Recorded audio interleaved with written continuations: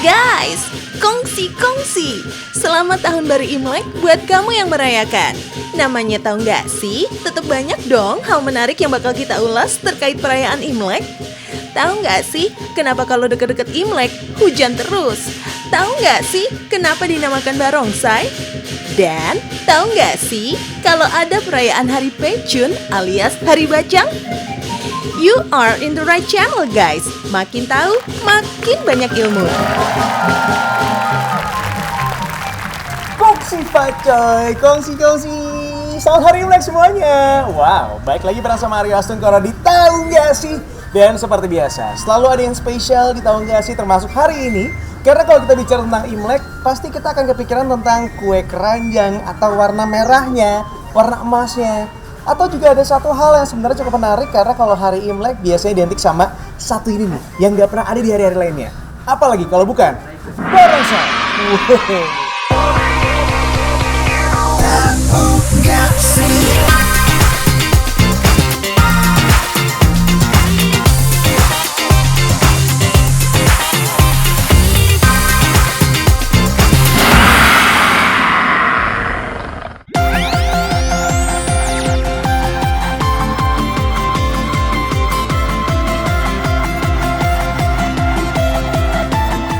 Kongsi guys, Sinin Kuaile, Imlek dan barongsai. Yuhu, dua kata yang gak bisa dipisahkan dari perayaan Tahun Baru Cina. Pada dasarnya, sebutan Imlek hanya berlaku bagi mereka yang merayakan di Indonesia aja guys. Sedangkan di negara asalnya Tiongkok, perayaan Tahun Baru Cina disebut Chunji yang memiliki arti selamat menyambut musim semi. Sebenarnya agak rancu ya guys kalau ditarik dari arti sebenarnya. Pasalnya, Indonesia kan gak ada tuh musim semi. Yang ada, cinta lama bersemi kembali. Tapi kenapa ya perayaan Imlek identik dengan hujan bahkan sampai berhari-hari? Hujan itu menurut sejarah itu biasanya ngebawa rezeki. Jadi mungkin dengan adanya hujan itu membawa rezeki untuk kita semua. Menurut aku sih sebenarnya karena pas banget sama bulan Februari aja itu tuh jadi musim hujan, tapi mungkin hujan juga membawa keberuntungan. Wih, emang gitu sih kak mitosnya. Turunan Tionghoa di Indonesia percaya kalau hujan di saat Imlek akan membawa keberuntungan dan kebaikan untuk semua. Faktanya guys, hujan saat perayaan Imlek biasanya emang cuma terjadi di Indonesia. Pasalnya, di Cina, Imlek sejatinya dirayakan saat peralihan dari musim dingin ke musim semi. Talking about Imlek nih guys, salah satu momen yang ditunggu-tunggu, apalagi kalau bukan atraksi barongsainya. Barongsai adalah tarian tradisional Tiongkok dengan menggunakan sarung menyerupai singa yang sudah ada sejak ribuan tahun silam. Kesenian ini mulai populer pada zaman dinasti Selatan Utara pada tahun 420 sampai dengan 589 Masehi. Kebetulan banget nih guys, Koko Aryo lagi ngeliat temen-temen dari Dharma Virya Indonesia latihan barongsai. Kita kepoin yuk! Oke, kalau barongsai itu sebenarnya tuh emang tradisi yang ada ketika Imlek atau seperti apa sih? Tradisi ketika mau Imlek ya. Khusus buat Imlek doang? Iya, ada hari biasa juga hari besar, misalkan hari pernikahan kan bisa pakai, atau hari ulang tahun, ya acara peresmian kan gitu ya. Oke. Bisa juga gitu. Untuk mulai menarikan barongsai, pemanasan is a must guys. Mulai dari kuda-kuda, gerakan dasar, hingga melompat. Permainan barongsai umumnya dilakukan berpasangan. Kekompakan satu dengan yang lainnya adalah kunci. Libas ke Aryo, semangat latihannya, pasti bisa.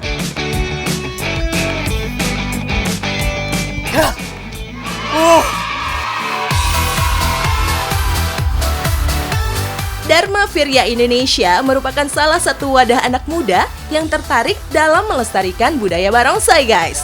Nggak cuma dalam merayakan Imlek saja, komunitas yang sudah ada sejak tahun 2004 ini juga sering berpartisipasi dalam berbagai pentas seni. Guys, atraksi barongsai sendiri banyak melibatkan gerakan kaki yang cepat, kuat, dan seimbang. Ada beberapa istilah dalam gerakan barongsai secara umum, seperti suangdui yang dilakukan dengan cara naik ke atas bahu pasangan dengan kedua kaki. Kemudian ada gerakan tandui, yaitu berdiri dengan satu kaki, sedangkan kaki satunya lagi mengais ke depan. For your info nih guys, di balik kostum singa yang digunakan dalam permainan barongsai, ternyata ada makna tersendiri loh. Pertama, tanduk barongsai yang dianggap sebagai simbol kehidupan. Kedua, telinga dan ekor merupakan lambang kebijaksanaan dan keberuntungan. Lanjut, tulang belakang yang berarti pesona dan perlambang kekayaan. Next, dahu dan jenggot yang diartikan sebagai lambang kekuatan. Pemilihan warna barongsai juga bukan tanpa alasan guys. Kuning melambangkan bumi, hitam berarti air, hijau berarti kayu, merah yaitu api, dan putih melambangkan logam. Kemeriahan barongsai nggak lepas dari permainan musiknya guys. Umumnya terdapat 3 instrumen musik utama, yaitu drum, timbal, dan gong. Selain dibutuhkan skill khusus, bermain barongsai juga butuh latihan ekstra guys. Bayangin aja, selain gerakan yang cukup sulit, kepala barongsai yang terbuat dari bubur kertas ini mencapai berat 25 kg. Wadidaw, salah-salah bisa encok guys.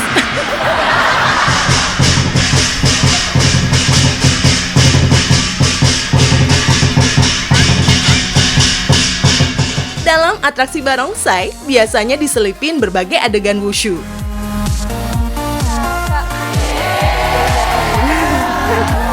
Aduh Karyo, pepet terus, bisa aja. Udah lama latihannya? Baru belajar, Kak. Baru belajar? Iya. Tapi udah bisa kayak gitu, keren banget. Kalau kakak mau belajar, bisa? Bisa. Kalau kayak gini tuh aku jadi bingung antara sayang, cinta, sayang, cinta. Apa sih bedanya sayang sama cinta? Kamu tahu bedanya sayang sama cinta? Enggak. Nggak tahu?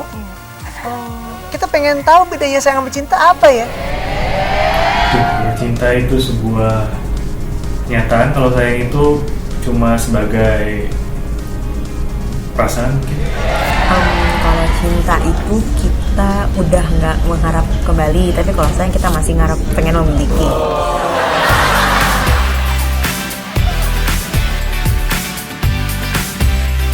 Perbedaan cinta dan sayang terletak dari maknanya sendiri guys.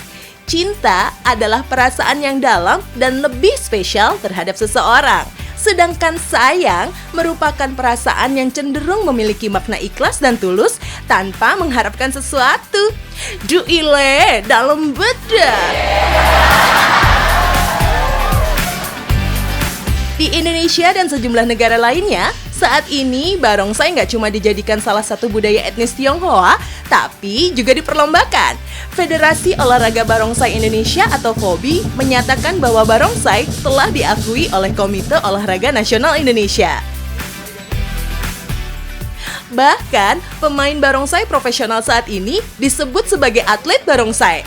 Barongsai Indonesia juga sudah mencetak sejumlah kejuaraan tingkat dunia, guys.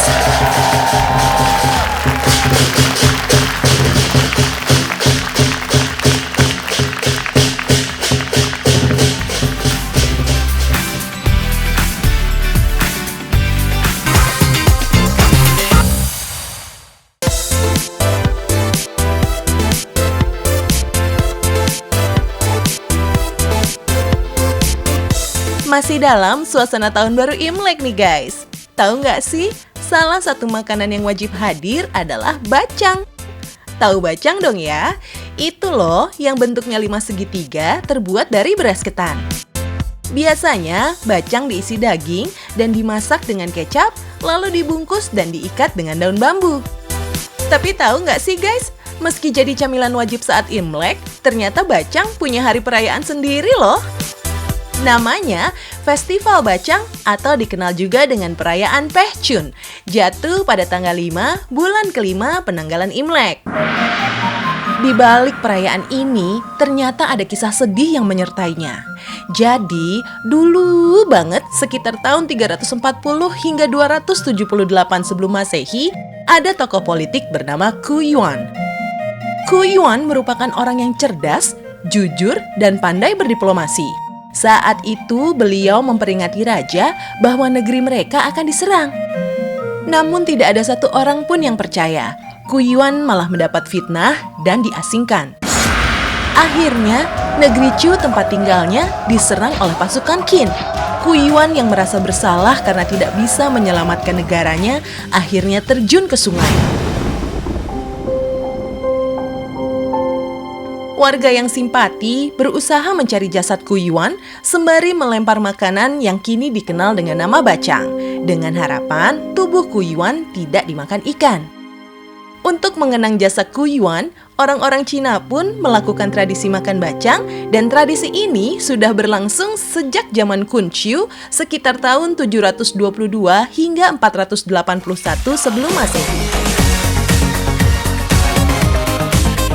Guys, dalam perkembangannya, bacang kini dengan mudah kita temui sehari-hari, nggak harus nunggu perayaan tertentu. Guys, ngomongin bacang, ada nih, bacang khas Medan yang rasanya endes bingit. Bahan-bahannya dari 2300 tahun lalu masih sama aja kok. Paling pembedanya ada di varian isi. Utamanya ada ketan beras putih, bawang merah, bawang putih, dan daun bambu sebagai pembungkus. Isiannya ada ebi, ayam, jamur shiitake, cabai, kuning telur, dan water chestnut. Oh iya guys, water chestnut adalah sejenis buah berwarna coklat, keras, berbentuk bulat pipi. Kalau dikupas, rasanya segar mirip bengkuang. Orang Kalimantan mengenalnya dengan nama purun tikus. Buat isiannya dulu, yes. Tumis bawang merah dan putih yang udah dihaluskan.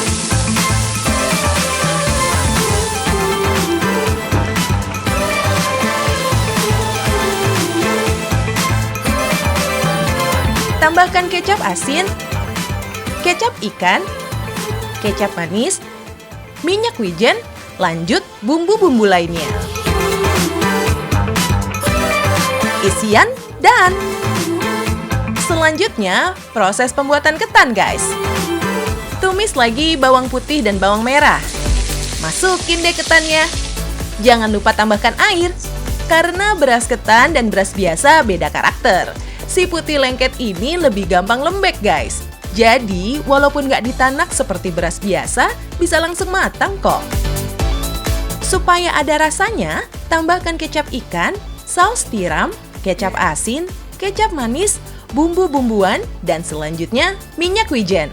Aduk terus sampai teksturnya nggak keras lagi. Guys, tahu nggak sih? Beras ketan tuh punya kandungan protein yang tinggi dibanding nasi biasa loh. Pada 100 gramnya, banyak nutrisi penting untuk tubuh seperti protein, serat, kalsium, dan masih banyak lagi.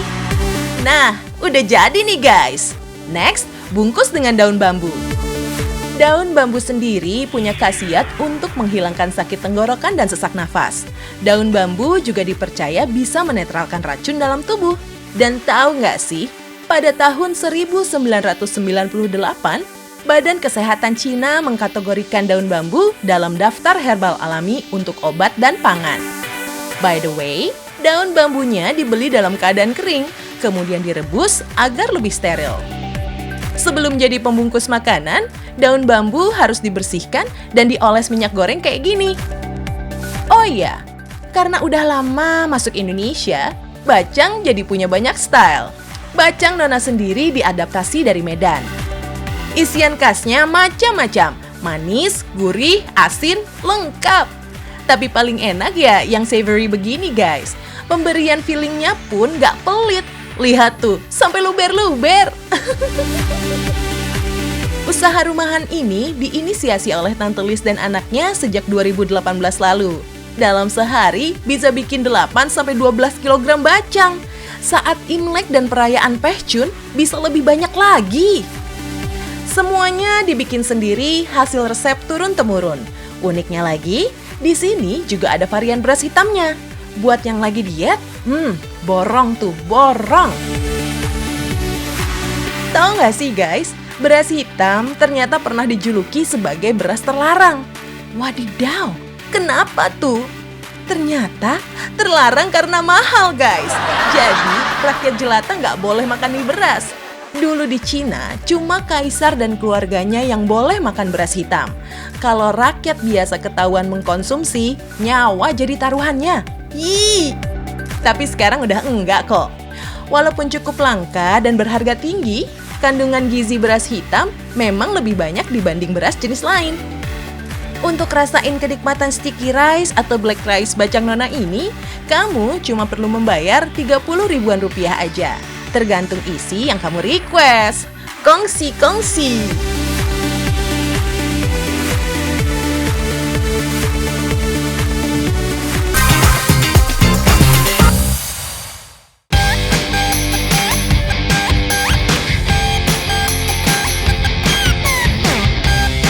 Guys, ada lagi nih yang bundar tapi spesial. Mungkin judulnya cuma cookies. Pastinya bukan cookies biasa dong. Of course. Kalau biasanya cookies krenyes-krenyes, yang satu ini ukurannya besar, tebal, teksturnya lembut, dan rasanya legit banget di lidah. Apalagi ada tambahan buah raspberry yang rasanya asam manis.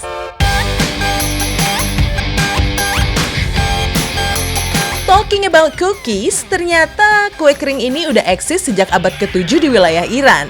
Awalnya, kue cookies lahir dari ketidaksengajaan para pembuat roti yang ingin memastikan oven sudah panas atau belum. Caranya dengan memasukkan sedikit adonan tepung ke dalamnya. Karena rasanya manis dan punya tekstur yang crunchy, akhirnya cookies jadi favorit banyak orang. Kata cookies sendiri berasal dari bahasa Belanda yang artinya kue kecil, karena emang ukurannya dulu kecil banget guys. Ada 4 jenis cookies yang saat ini lagi happening, mulai dari crispy cookies, cakey cookies, chewy cookies, dan gooey cookies. Pada proses pembuatan cakey cookies, biasanya jumlah telur yang digunakan lebih banyak dari biasanya. Ini juga yang membedakan antara cookies dan biskuit. Biskuit justru tidak menggunakan telur dalam pembuatannya, sehingga saat disantap, cita rasa khas terigu masih cukup terasa. Sebaliknya, cookies selalu membubuhkan sejumlah telur ke dalam adonannya. Sedangkan penggunaan raspberry pada cookies merupakan salah satu inovasi yang membuat rasa cookies tidak selalu manis. Raspberry adalah salah satu jenis berry dengan perpaduan rasa asam dan manis. Raspberry sendiri kaya akan antioksidan, serat, vitamin, mineral, dan berbagai nutrisi lainnya.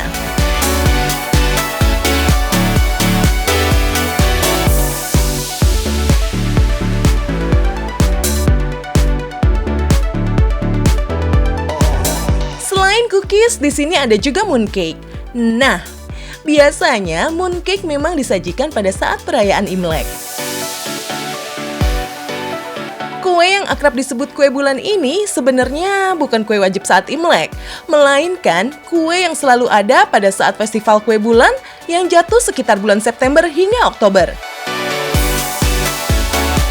Festivalnya sendiri digelar untuk meneruskan tradisi persembahan dan penghormatan para leluhur di musim gugur. Mooncake umumnya berbentuk bundar dan memiliki ketebalan. Di tengah mooncake biasanya berisi kuning telur asin mulai dari 1 hingga 4 butir. Makanya mooncake tergolong makanan berat. Kuning telur asin di dalam kue merupakan simbol bulan purnama dan emas, sesuai dengan budaya Tionghoa, di mana segala jenis perayaan selalu dihubungkan dengan kesejahteraan, kemakmuran, kebahagiaan, panjang umur, dan kesehatan. Pada kulit mooncake biasanya terdapat huruf-huruf Mandarin seperti longevity, harmony, dan nama dari toko atau keluarga pembuat kue.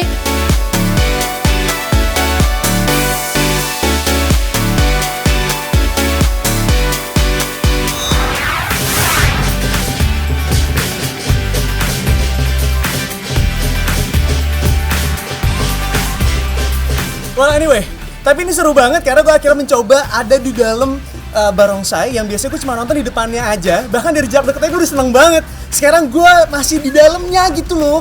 So, I'm so happy now. Terima kasih untuk Tahu Nggak Sih sekali lagi dan juga tim. But now, it's time for me to go. Tapi gue mau ngucapin terima kasih buat lo semuanya udah nontonin terus. Jangan lupa nonton terus Tahu Nggak Sih-nya ya. Setiap hari Senin sampai Jumat jam 1:30 siang cuma di Trans 7. Biar makin tahu, makin banyak ilmu. Kongsi Fajar semuanya. Kongsi.